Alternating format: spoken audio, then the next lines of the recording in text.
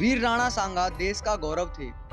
इनके खौफ का असर यहाँ तक था कि कोई भी विश्व में इनसे युद्ध नहीं करना चाहता था, बल्कि मुगल बादशाह बाबर भी इनके सामने कांपता था।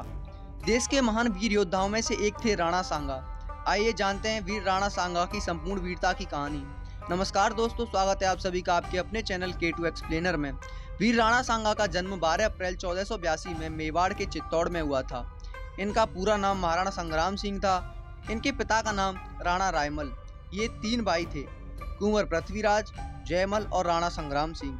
जब ये अपने गुरु से शिक्षा ग्रहण कर रहे थे तो इनका तेज देखकर गुरुजी ने इनके बारे में बताया कि राजयोग केवल राणा संग्राम सिंह के पक्ष में है और आगे चलकर तुम ही मेवाड़ के स्वामी होगे। इस बात को सुनकर उनके दोनों बड़े भाई उन पर टूट पड़े और पृथ्वीराज ने हुल मारी और राणा संग्राम सिंह की आंख फूट गई। आंख फूटने के पश्चात भी उन्होंने अपने भाइयों से युद्ध किया। राणा सांगा अपने पिता की मृत्यु के बाद 1509 ईस्वी में 27 वर्ष की उम्र में मेवाड़ के शासक बने।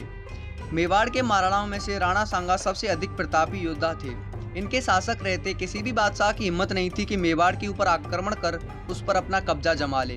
राणा सांगा बहुत ही प्रतापी शासक थे। राणा सांगा जैसे ही शासक बने, उन्होंने सिकंदर लोदी के शासनकाल के समय ही दिल्ली के अधिकतम स्थानों पर अपना कब्जा करना शुरू कर दिया था। लेकिन सिकंदर लोदी अपने राज्य की निर्बलता के कारण उसने महाराणा संग्राम सिंह से संघर्ष लेना उचित न समझा।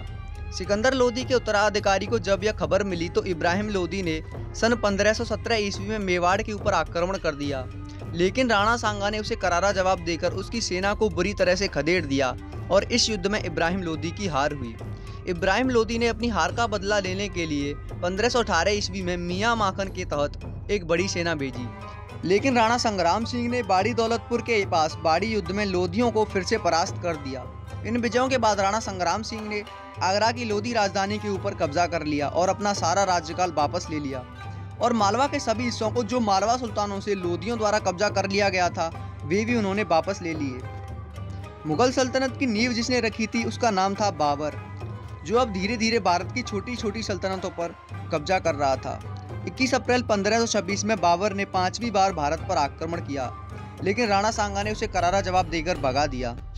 महाराणा संग्राम सिंह बाबर को भारत से उखाड़ फेंकना चाहते थे। उन्हें लगता था कि बाबर एक विदेशी आक्रमणकारी है जो अपना पैर भारत में जमा चुका है, जो धीमे धीमे करके भारत को एक दिन मिट्टी में मिला देगा या फिर उसे लूटकर अपने विदेश ले जाएगा। हालांकि महाराणा संग्राम सिंह ऐसा कुछ नहीं कर पाए, क्योंकि 30 जनवरी 1528 को अपने ही सरदारों द्वारा बाबर द्वारा बिक जाने के कारण महाराणा संग्राम सिंह को जहर देकर मार दिया गया। उसी दिन से मुगल सल्तनत का परचम भारत में लहराने लगा और बाबर ने संपूर्ण भारत को अपने कब्जे में ले लिया। इसी तरीके से मुगल सल्तनत का कब्जा भारत पर हो गया। धन्यवाद।